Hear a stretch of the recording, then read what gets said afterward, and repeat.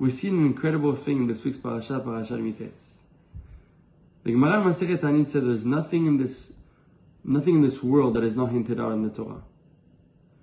And we know that Parashat Miketz often falls in the Tkufa, in the time of Chanuka. So in this week's Parashat, the first pasuk of Parashat Miketz, there's an incredible thing. We're going to see that it's hinted out. A lot of the Halachot of Chanuka are hinted out in this week's Parashat in the first pasuk. Not just Halachot, discussion that are in the Gemara, and it's very cool to see. So let's go through it. The first word of this week's Parashat is Vayhi.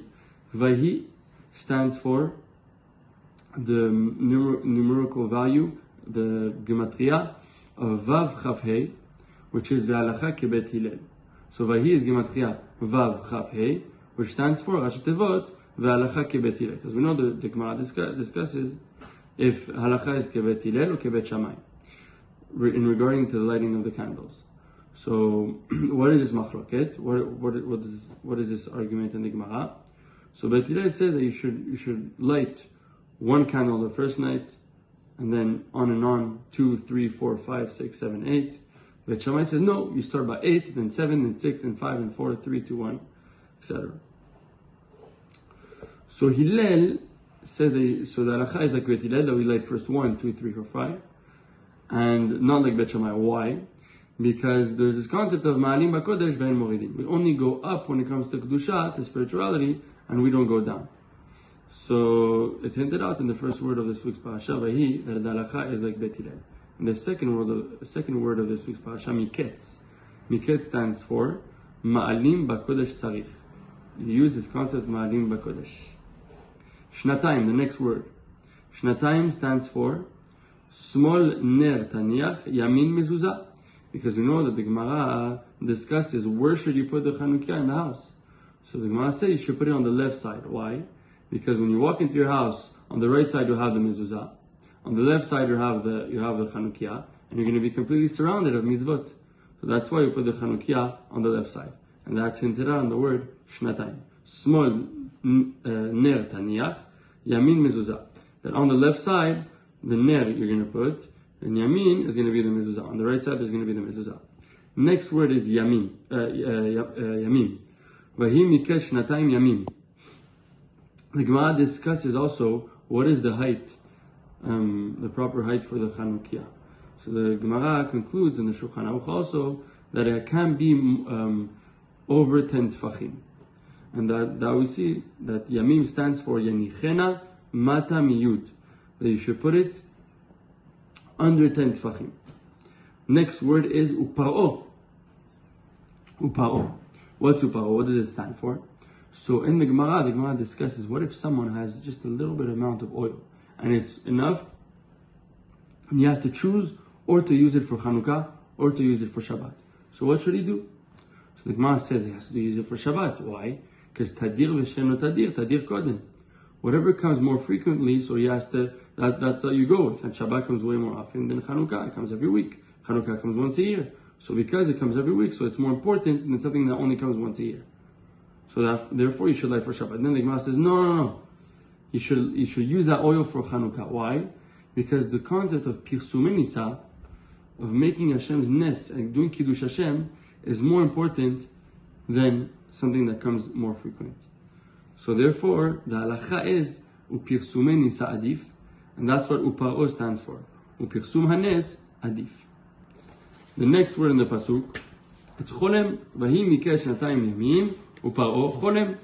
What's cholem? Cholem, the Gemara says, okay, now that we said that it has to be on the left side, now we're in the house.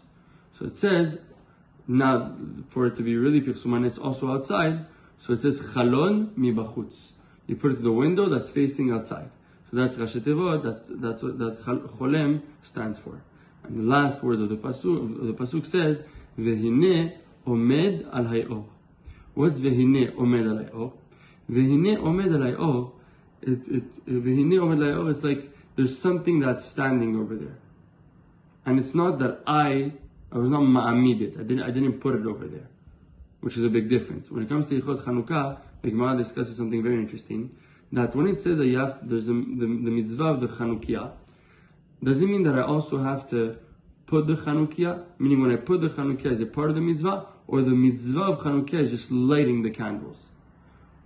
So the setting up the whole Chanukiah, putting it up, that also have to be the Shem mitzvah? Or just lighting the candles itself is enough to be Mekayem the mitzvah of L'adlik ner shel Chanuka? So the Gemara says, the conclusion is that it's enough just to light the candle. Therefore, if you find a Chanukiah on the street, and you're not the one who set it up over there, so you can light on the Chanukiah, because the mitzvah is only about the lighting. So that's nirmaz, that's hinted out, and v'ine omed alay or, it's standing over there, and you're still being Mekayem the mitzvah. So yeh ratzon, she'aseh imanu nisim, k'mo she'asa la'avotenu, ken yeh ratzon amen. So it's true that this chidush that we just mentioned over here, maybe it's not so relatable, or it's not a thought that we could take, or a halacha that we could actually bring into our lives. But it's mechazek. It gives us chizuk to see that there's nothing in this Torah, not one letter in this Torah that doesn't have a reason for why it's there. It's so beautiful to see that in Parashat Miketz, the first pasuk of Parashat Miketz, it's hinted out kimat all the halachot of Chanuka, the basic halachot and discussion like Gemara about Chanuka. The Torah doesn't miss out anything. Baruch Hashem zachinu, and should be zochet nisim v'niflaot. To finish off, we'll finish off with two halachot. First halacha that they asked the Rosh Yeshiva in his book, Makor Ne'eman, should a child do ptichat eichal?